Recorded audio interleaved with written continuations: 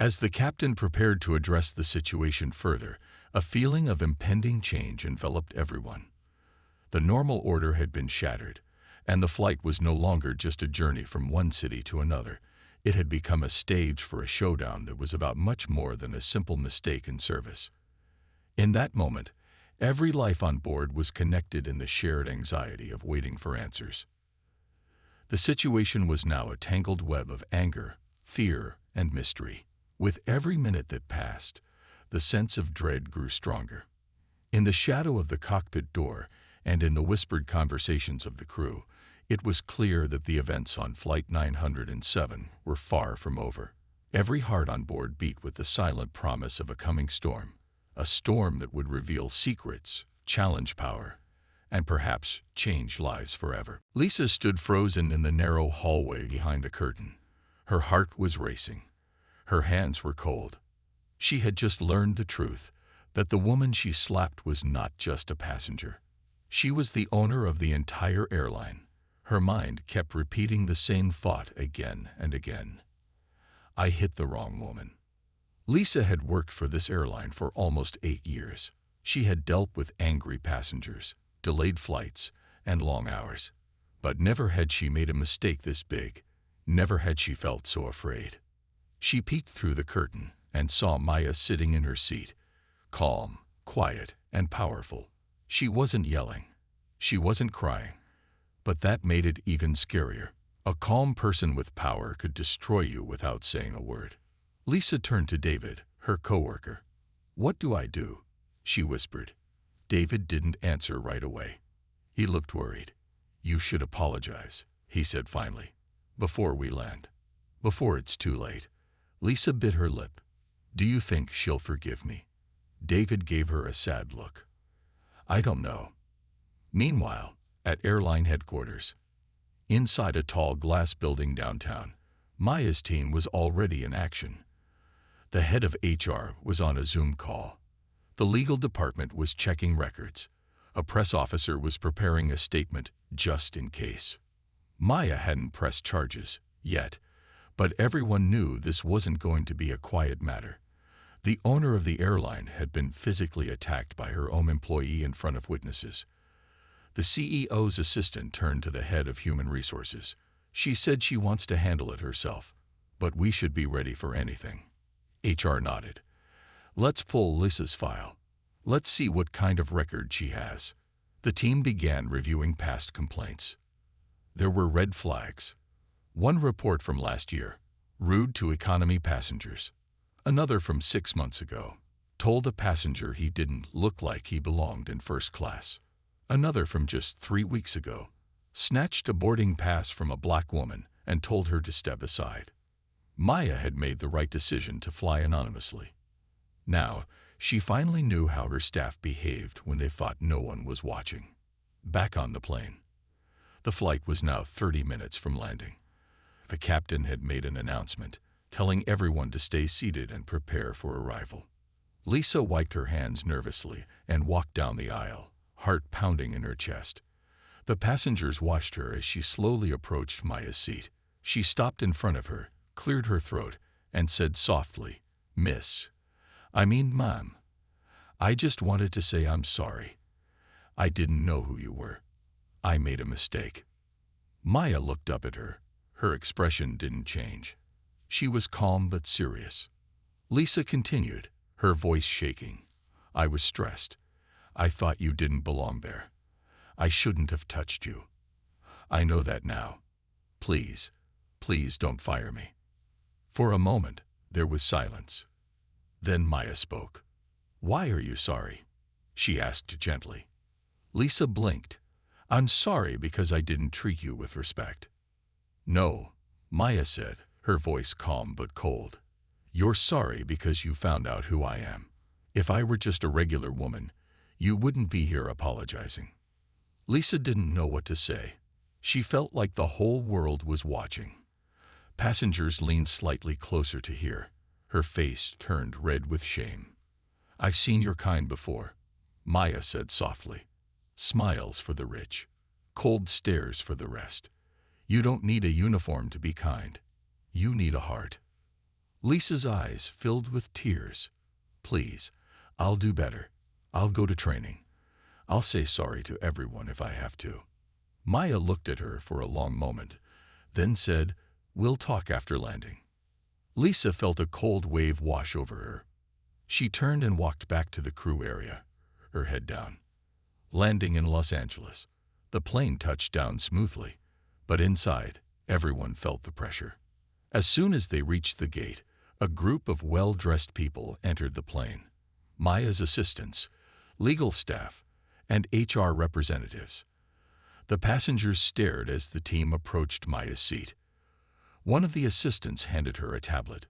She read something quickly, nodded, then stood up slowly. Before exiting, she turned to the passengers and said kindly, "Thank you all for your patience today. What you saw will not be ignored. I promise you that." The cabin filled with quiet claps, not loud, but respectful. People understood. Justice was moving. Lisa was called to the front of the plane. She followed a woman from HR into a private lounge. David watched her go, whispering under his breath, "This is going to change everything." It was a quiet afternoon in the sky. Flight 907 was flying smoothly from New York to Los Angeles. The passengers in first class were sipping their drinks, reading books, or scrolling through their phones. Everyone was relaxed, until something strange happened. A tall woman with brown hair and a sharp voice, named Lisa, was the lead flight attendant. She moved quickly between seats, giving orders to the other staff. She liked being in control. She also liked judging people. And today, she had her eyes on one passenger, Maya. Maya was sitting in seat 1A. She was a calm, confident black woman dressed in a simple but elegant white suit. Her face looked peaceful, but her eyes were strong. She was not talking much, just looking out the window, holding a book in her lap. She looked like someone who didn't need to prove anything. But Lisa didn't like her. Maybe it was her confidence, maybe it was her silence, or maybe it was something else. Lisa walked over and forced a smile. "Excuse me, ma'am," she said in a sweet but fake voice. "Can I see your ticket again?" Maya turned her head slowly and looked at her. "You already checked it when I boarded," she replied, her voice calm. Lisa's smile faded just a little. "Yes, but I need to double-check. Sometimes people get confused about their seats." Maya didn't move. She opened her bag and handed over the ticket without saying another word. Lisa looked at it, paused, then frowned. Are you sure this is your seat? First class is quite expensive." Maya raised one eyebrow, but still kept her voice calm. "Yes, this is my seat." Lisa handed back the ticket roughly and stood still for a moment. The other passengers were now looking. Something was off. Maya had said nothing rude. She was polite. But Lisa was acting like Maya had done something wrong. A man sitting across the aisle leaned toward Lisa and whispered, "She has the ticket. Let it go." Lisa ignored him. Instead, she stepped closer to Maya. "I'm going to have to ask you to move to economy," she said firmly. "You don't seem like a first-class passenger." That was it. A few people gasped. Maya didn't move. She looked up at Lisa, not angry, not scared, just silent. Lisa grew more frustrated. "Did you hear me?" she snapped. Then, before anyone could stop her, Lisa slapped Maya across the face. The cabin went silent. A baby stopped crying. A soda can drop to the floor. Everyone was frozen. Maya sat still, not touching her cheek, not reacting. Her face was calm. But her eyes had changed. They were colder now. Focused. Lisa stepped back, suddenly aware of what she had done. Her hands shook slightly, but she stood tall, trying to look confident. "You can't act like this," Lisa said loudly, trying to defend herself. "I won't let anyone break the rules." Maya slowly reached into her purse and pulled out her phone. She didn't say anything. She just pressed a number and held the phone to her ear. Everyone was watching. What was she doing? Was she calling the police? A lawyer? She spoke just 3 words into the phone. "It's time. Proceed." Then she ended the call and placed the phone back in her bag. Lisa laughed nervously. "Who do you think you are?" A young businessman sitting nearby leaned over to Lisa and said, "You just messed with the wrong woman." Lisa turned to him. "Mind your own business." But more passengers were now recording with their phones. The cabin had changed. The silence had turned into tension. The energy was electric, like something big was about to happen. Up in the cockpit, the captain's phone buzzed. He picked it up, listened for a few seconds, then stood up so fast his chair rolled backward. "What?" he whispered. "She's on this flight." He looked out at the cabin through the small glass window on the cockpit door. His face turned pale. He picked up the cabin phone and called Lisa. She answered with a forced smile. "Yes, Captain." "Come to the cockpit," he said, his voice low and serious. "Right now." Lisa's heart skipped a beat. She looked back at Maya, who was still sitting quietly in her seat, hands folded, face calm. Who was this woman? As Lisa walked toward the cockpit, whispers filled the cabin. Passengers were no longer bored.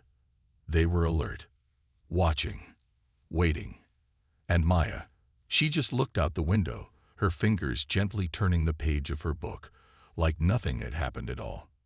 But everyone knew something big was coming. Maya stood in front of the mirror, fixing the collar of her navy blue blazer. Today wasn't a normal day. It wasn't just another press event or a meeting. Today, she was going to Washington, D.C. The president's office had invited her to help lead a national committee, one that would focus on equality, fairness, and dignity for all airline passengers. But Maya wasn't just going to talk about change anymore. She was going to make it. Her assistant walked in, holding a tablet. "Your speech is ready. And there's something else." Maya turned. "What is it?" The assistant looked nervous. "Lisa, she sent you something." Lisa's final letter. The letter was short. No fancy words. No excuses. "Maya, I watched you lead with grace, even when I gave you every reason to fight with anger. You changed me. I won't ask for a second chance, but I want you to know. I've joined a group that helps train flight attendants on how to treat passengers with empathy and respect. I finally understand. Thank you for not hitting back. Lisa." Maya folded the letter and took a deep breath. She didn't smile. She didn't cry. She just nodded slowly. Arrival in Washington. The car pulled up to the White House gates. Reporters crowded outside, flashing cameras and shouting questions. "Maya, how does it feel to be here? What do you want to say to victims of discrimination? What will you do differently from others before you?" Maya didn't stop. She walked straight inside, confident, focused. In the meeting room, top officials, leaders, and airline CEOs were already seated. The president stood and shook her hand. "Maya," he said, "your story moved the world. Now we need your leadership." Maya took her seat at the long table. She looked at the room full of powerful people, many who once ignored stories like hers. Not anymore. The real truth revealed. During a break in the meeting, Maya stepped out into a quiet hallway. A woman followed her. An older woman with sharp eyes and a firm voice. "You don't know me," the woman said, "but I used to work at Skyreach, a long time ago." Maya looked curious. "Okay." The woman handed her a USB drive. "There's something you should see, something from years ago, about how you were treated when you applied to be a pilot, before you became CEO." Maya froze. "I thought they destroyed the files," the woman whispered. "But I saved one. You need to know the truth about how deep this goes." Maya took the drive, her heart pounding. "Thank you." The hidden file. That night, Maya plugged the drive into her laptop. A video opened. It was from a secret meeting, recorded without anyone knowing. In the video, 3 board members sat around a table. "She's smart," one of them said, "but she doesn't look like a pilot. She's a black woman with no connections, another replied. "We'll never promote her. Let her apply for cabin crew if she wants." Maya's hands shook. This was the proof. They didn't reject her because she wasn't qualified. They rejected her because of who she was. Tears filled her eyes, not from sadness, but from confirmation. She had always wondered. Now she knew. And now, she would expose it all. The cabin was filled with a heavy silence. After Lisa's shocking act, the air felt thick with tension. No one knew what was going to happen next. Outside, high above the clouds, Flight 907 continued its journey. But inside, panic had started to spread like wildfire, quietly and fast. Lisa stood at the front of the cabin, trying to regain control of the situation. Her face showed anger and fear all at once. While she tried to smile and act confident, her shaking hands and the look in her eyes betrayed her true feelings. She walked slowly back toward the galley, whispering apologies to herself, trying to make sense of what she had done. Across the aisle, passengers exchanged uneasy glances. A young businessman still murmured, "You just messed with the wrong woman." His voice, trembling with disbelief, mirrored the sentiment of many on board. They had witnessed a moment that shook them deeply, an act that did not belong in the calm and structured world of commercial air travel. The captain's sudden call to the cockpit had already hinted at something far more serious than a simple mistake. As Lisa moved toward the crew area, the flight attendants began to gather behind her, their faces full of worry. One of them, a quiet woman named Sarah, whispered, "Lisa, I think we need to fix this before it gets worse." But Lisa could only mumble a reply. The truth of her actions weighed heavily on her heart. Meanwhile, Maya remained seated in 1A, completely calm. She watched the unfolding drama with a quiet dignity, with her eyes still fixed out of the window. She seemed almost untouched by the chaos, yet her silent confidence spoke volumes. When she made that mysterious phone call, there was a look in her eyes that turned everything uncertain. The message she sent had a promise, something that was yet to be revealed. Inside the cockpit, the captain's face was grave. He had just finished a call that made his eyes widen in alarm. He looked over his shoulder as he spoke to his co-pilot, a man named Robert, whose brows had furrowed deeply. "Lisa's error isn't just a mistake anymore," the captain said in a low, tight voice. "It has set off a chain reaction, and now we have to handle this situation with care." Robert nodded silently, and the tension in the cockpit was almost unbearable. They both understood that the small act in the cabin had now endangered the order and safety of everyone on board. Back in the main cabin, whispers turned into murmurs as the flight attendants tried to bring a sense of normalcy to the passengers. One of them went to the PA system and said in a calm yet slightly trembling voice, "Ladies and gentlemen, please remain calm. We will take care of the situation shortly." But the words did little to ease the growing anxiety. Every eye was drawn to Lisa and Maya, two figures at the heart of an unfolding drama. Lisa's manager, a stern woman with years of experience named Karen, soon arrived in the cabin. Karen's eyes swept over the room quickly. She saw the watchers, the filmers, and the worried faces of passengers who now felt part of a live drama. Karen took a deep breath and approached Lisa, who was standing near the entrance to the crew area. "Lisa," she said softly, yet firmly, "we have a problem. The captain wants to speak with you as soon as possible." Lisa hesitated, glancing back at the passengers, whose faces were now a mix of shock and curiosity. In that moment, a young flight attendant with a troubled look called out, "What will happen to us now?" The uncertainty, combined with the chaos, made even the most experienced crew members feel vulnerable. Every step Lisa took seemed to echo louder, as if it were a countdown to something even more dramatic. All the while, Maya's calm continued to dominate the scene. Her silence, instead of being a sign of submission, gave her an aura of strength and mystery. As she watched from her seat, her gaze briefly met that of a small child sitting beside her. The child's eyes widened in curiosity, and Maya offered a small, reassuring smile. a gesture that seemed to confirm that she was not afraid, even in the face of such public tension.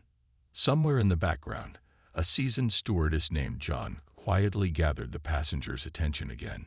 He moved through the cabin, softly urging everyone to remain seated and calm. However, his voice, though steady, did little to mask the anxiety that was building with every passing moment. It felt as though the plane itself was caught in a storm of its own, even though the skies outside were clear. Lisa, now being led back towards the cockpit by Karen, glanced over her shoulder one last time. The eyes of the passengers filled with expectation and doubt, while Maya continued her quiet vigil from seat 1A. The message, "It's time. Proceed," echoed in the minds of the onlookers. What had Maya planned? And how would this incident change everything on board? The morning after the flight, Maya's name was everywhere, but most people didn't even know her last name. They just knew her as the woman who owns the plane. It started with one video. A passenger sitting a few rows behind Maya had recorded everything. From Lisa's rude comments to the shocking slap. The video was shaky, but the audio was clear. Lisa's voice could be heard shouting, "I said, this seat is not for people like you." Then the sharp sound of a slap, and Maya's calm reply, "You just made the worst mistake of your life." Within hours, the clip was posted online. At first, it was just on a small page, but then someone tweeted it with the caption, "Flight attendant assaults passenger in first class." She had no idea who this woman really was. That one tweet exploded. Within 12 hours, the video had 2 million views. Hashtag plane owner started trending. News anchors were replaying the clip on national TV. People were demanding answers. One post said, "She didn't yell. She didn't fight. She just made one call. That's real power." Another read, "Lisa slapped a CEO on her own plane. This is wild." The internet had picked a side, and Maya was their hero. Back at Airline headquarters, Lisa sat alone in a cold conference room. Her face was pale. Her hands shook as she stared at the screen in front of her. The HR manager had shown her the video. Her own voice, loud and angry, filled the room. She had called Maya unfit for first class. She had accused her of sneaking in. And worst of all, she had touched her. Lisa covered her mouth. "Oh my God," she whispered. "I didn't think. I didn't know." The HR manager was quiet but firm. "This wasn't just one mistake, Lisa. We've reviewed your record. There were multiple complaints, many from women of color. You showed a pattern." "I'm not a bad person," Lisa said quickly. "I was just stressed." "Stressed doesn't mean you get to disrespect people." Lisa leaned forward. "Please, I've worked here for 8 years. I gave everything to this job." The HR manager stood. "And now, it's time to let it go." Maya's office. Later that day, Maya sat behind her desk in a large modern office. Her assistant brought her coffee and a folder full of news articles. "You've been on every major channel today," the assistant said with a smile. "They're calling you the Silent Storm." Maya smiled faintly but stayed serious. "It's not about fame. It's about the message." She turned to her laptop and opened a live press stream. A reporter on the screen said, "Sources have confirmed the passenger slapped by a flight attendant is Maya Carter, the CEO and owner of Skyreach Airlines." The world now knew her name. Maya finally spoke to the camera. "This isn't just about me. It's about how people are treated when no one is watching. I stayed silent on purpose, to see what would happen. Now it's time to speak." Public reaction. In homes across the country, people watched the story unfold.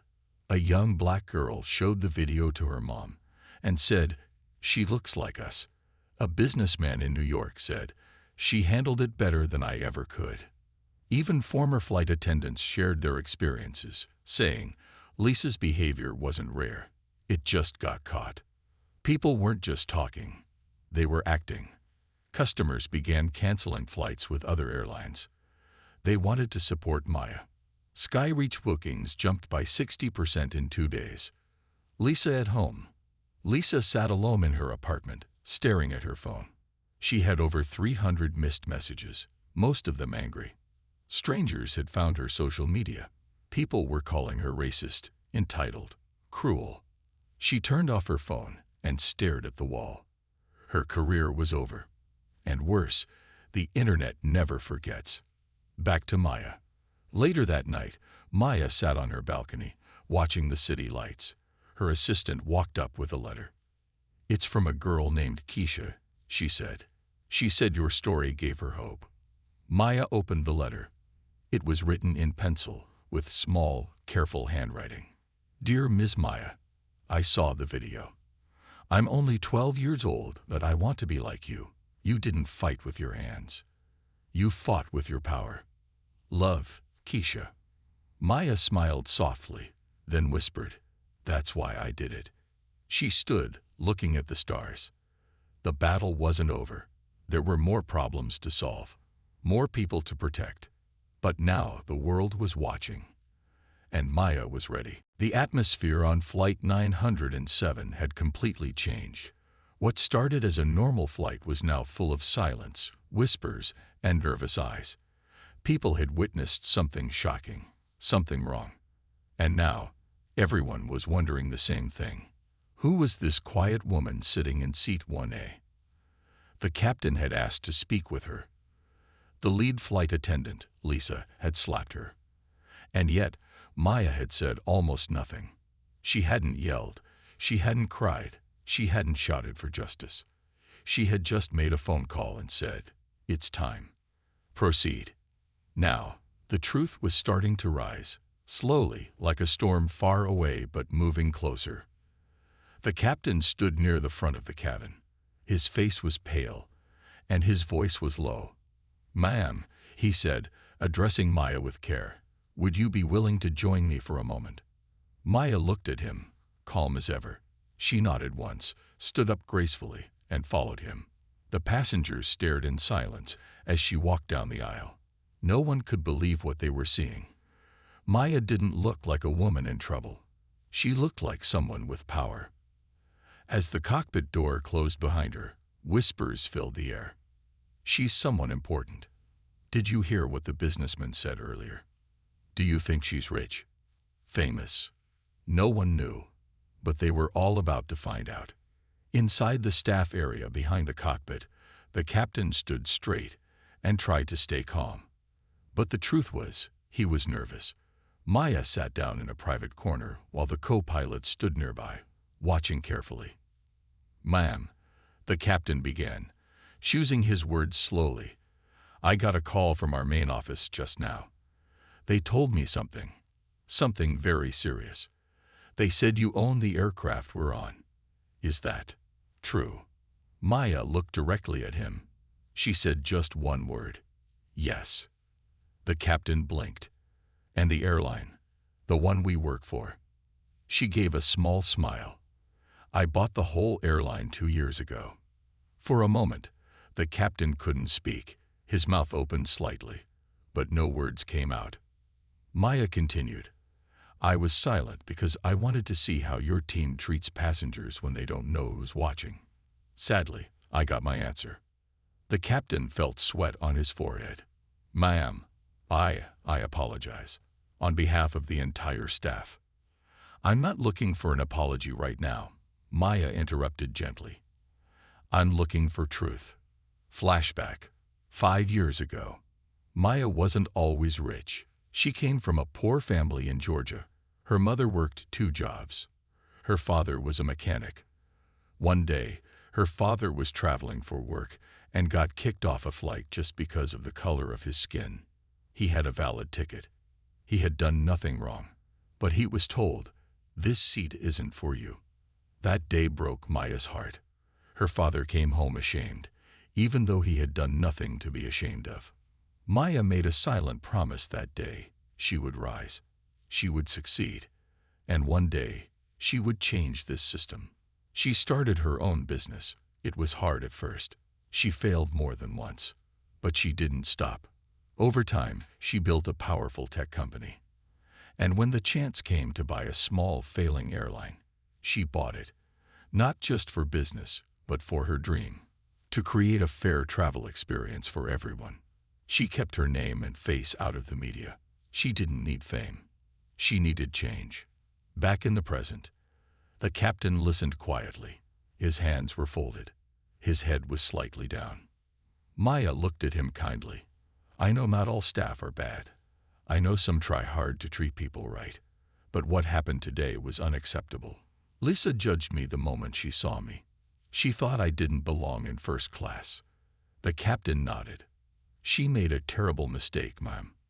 Maya sighed. She didn't just insult me.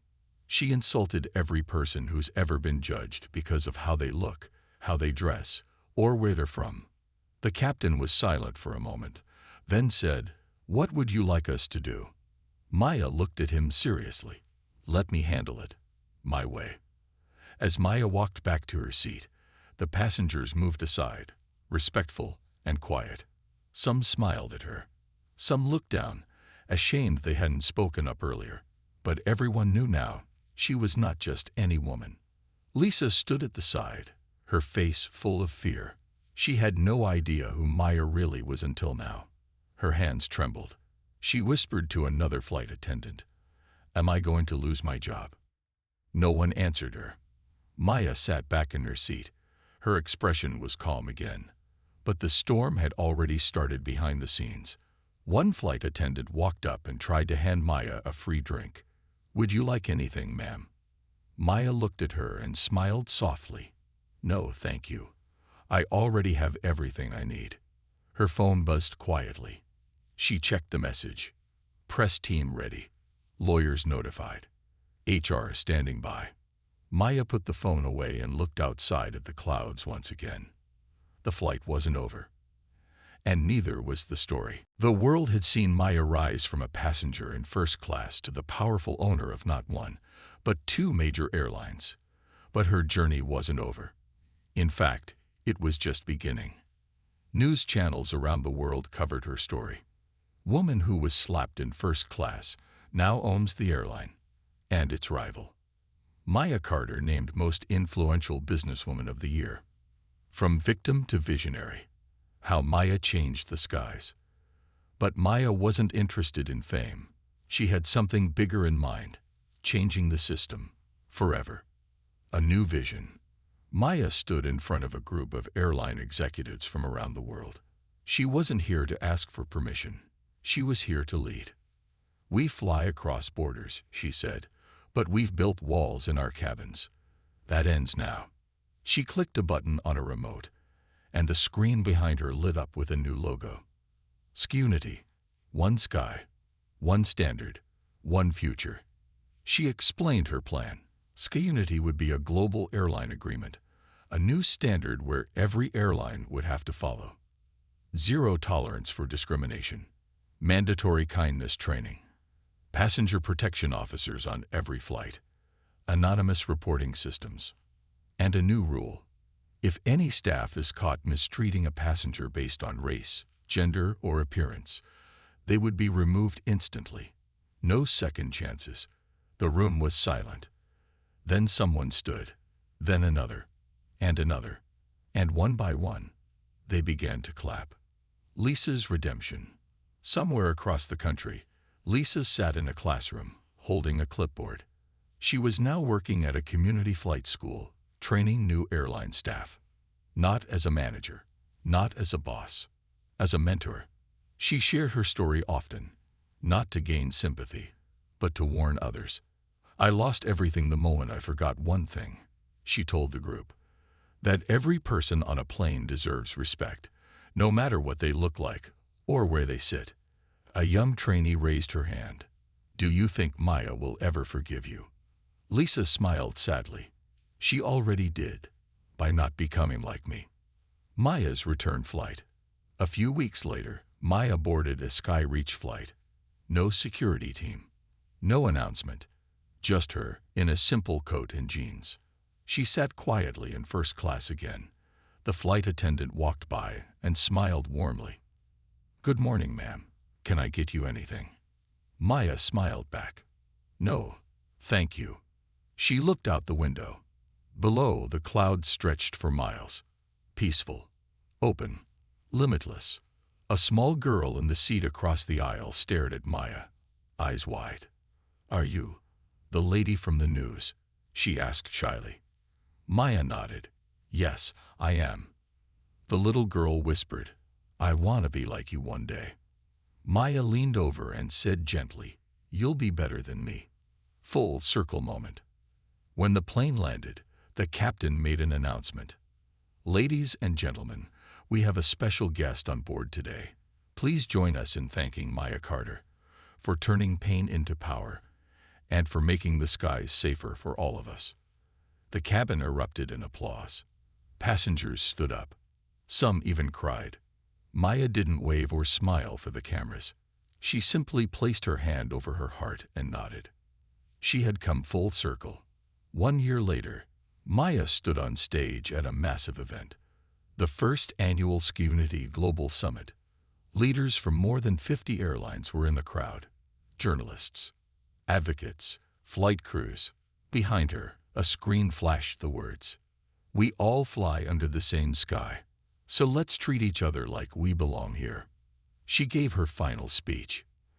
"I once sat on a plane where someone thought I didn't belong. But the truth is, I was never out of place. They were just too blind to see where I was going." So to every young girl watching this, don't shrink to fit their seats. Build your own wings and fly higher than they ever dreamed.